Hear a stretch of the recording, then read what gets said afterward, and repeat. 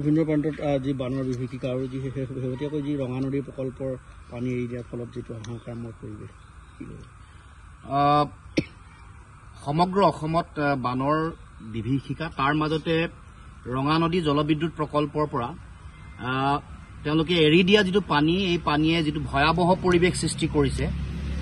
সেই পৰিৱেশৰ পূৰ্বানুমান আমি সকলোৱে কৰিছিলোঁ বা বিভিন্ন বিশেষজ্ঞই বিভিন্ন সময়ত এই কথা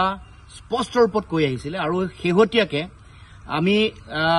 কেইবছৰমানৰ আগতে ইয়াক ব্যাপক এটা প্ৰভাৱ ভয়াৱহতা দেখিছিলোঁ হঠাৎ পানী খুলি দিয়াৰ ফলত নামনি অঞ্চলত থকা ঘৰ জীৱ জন্তু গোটেই তাৎক্ষণিকভাৱে উটুৱাই লৈ গৈছিল আৰু এতিয়াও যোৱা এই বৰষুণৰ সময়ত ৰঙা নদী জলবিদ্যুৎ প্ৰকল্পৰ পৰা পানী এৰি দিয়াৰ ফলত আমি দেখিবলৈ পাইছোঁ যে নামনি অঞ্চলত ব্যস্তৰ ক্ষতি সাধন হৈছে চাৰিওফালে ঘৰ উটুৱাই লৈ গৈছে জীৱ জন্তু উটুৱাই লৈ গৈছে বিভিন্ন সা সম্পত্তি উটুৱাই লৈ গৈছে আৰু কেৱল মাত্ৰ 405 মেগাৱাট ক্ষমতা সম্পন্ন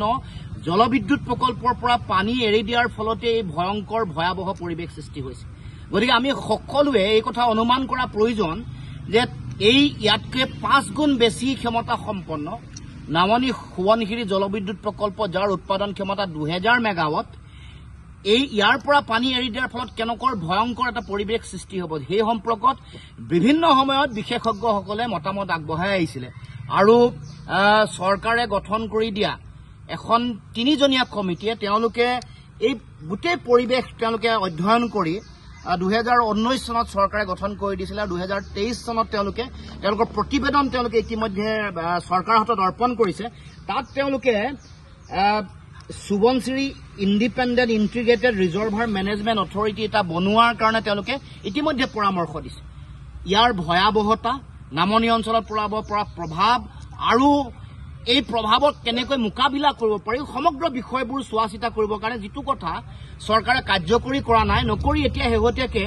সোৱণশিৰি জলবিদ্যুৎ প্ৰকল্পৰ 700 মেগাৱাট ক্ষমতা এই বছৰ মে মাহতে উৎপাদন কৰিবলৈ তেওঁলোকে চিন্তা চৰ্চা কৰিছে অহা 26 চনত তেওঁলোকে সম্পূৰ্ণ 2000 মেগাৱাট ক্ষমতা তেওঁলোকে সম্পূৰ্ণ উৎপাদন কৰিবৰ কাৰণে ইতিমধ্যে চিন্তা চৰ্চা বা পৰিকল্পনা প্ৰস্তুত কৰিছে আনকি আপোনালোকে জানে যে ৰঙা নদী প্ৰকল্প অসম সীমান্তৰ পৰা 30 কিলোমিটাৰ দূৰত আছে কিন্তু এই সোৱণশিৰি জলবিদ্যুৎ প্ৰকল্প অসম সীমান্ততে অসম আৰু অৰুণাচল সীমান্ততে আছে আৰু এই য'ত সোৱণশিৰি জলবিদ্যুৎ প্ৰকল্প য'ত গঢ়ি তুলিছে য'ত বান্ধ নিৰ্মাণ কৰা হৈছে তাত আপোনালোকে জানে যে অধ্যয়নে কৈছে তাত এটা ফল্ট এটা আছে এটা য'ত এই ফল্টটোৰ পৰা বৰ বেছি দূৰ নহয় ইয়াৰ মাটিৰ গুণাগুণৰ লগত আকাশ পাতল বেলেগ অঞ্চলৰ মাটিৰ আকাশ পাতল পাৰ্থক্য আছে শেহতীয়াকৈ গাৰ্ডৱাল খহি কেনেকৈ যিটো ডাইভাৰচন টানেল যিটো আছে সেইটো কেনেকৈ বন্ধ কৰিছিল আপোনালোকে সকলোৱে দেখিছে মাজে মাজে গাৰ্ডৱাল ভাঙে ডাইভাৰচন টানেল এনেকৈ বন্ধ হয় আৰু আনকি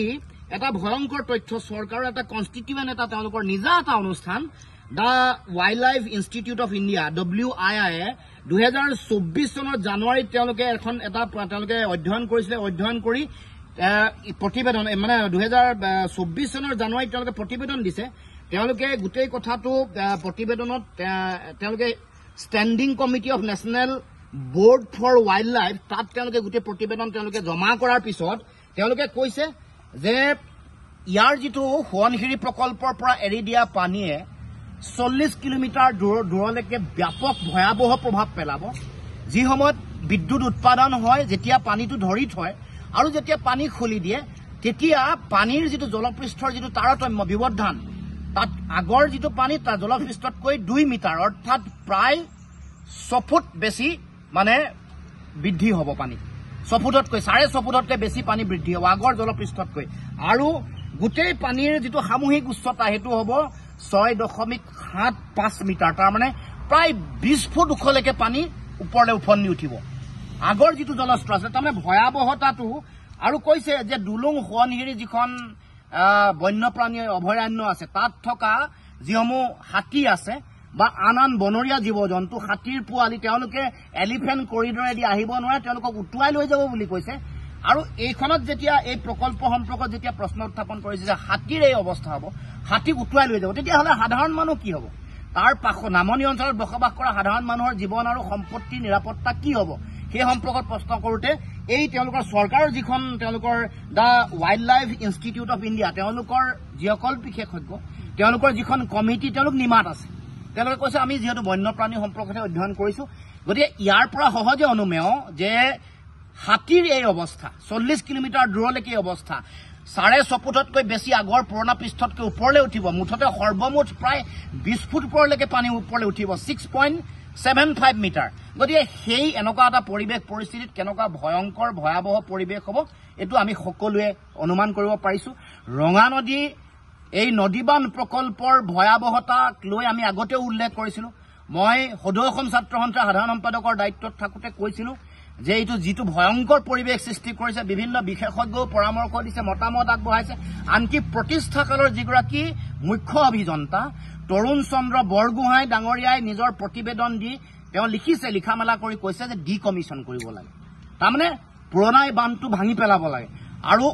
আমিও সেই সময়ত দাবী উত্থাপন কৰিছিলোঁ যে ডিকমিশ্যনৰ বিকল্প নাই পৃথিৱীত বিভিন্ন জলবিদ্যুৎ প্ৰকল্পই ভয়াৱহতা সৃষ্টি কৰা মানুহৰ নামনি অঞ্চলত বসবাস কৰা মানুহৰ জীৱনলৈ ভয়াৱহতা নমাই অনা বহু এনেকুৱা ধৰণৰ বৃহৎ নদী বান্ধ এনেকৈ ডিকমিশ্যন কৰা হৈছে ভাঙি পেলোৱা হৈছে গতিকে যিহেতু ইয়াৰ লগত জড়িত মুখ্য অভিযন্তা বিশেষজ্ঞই ইতিমধ্যে কৈছে যে ৰঙা নদী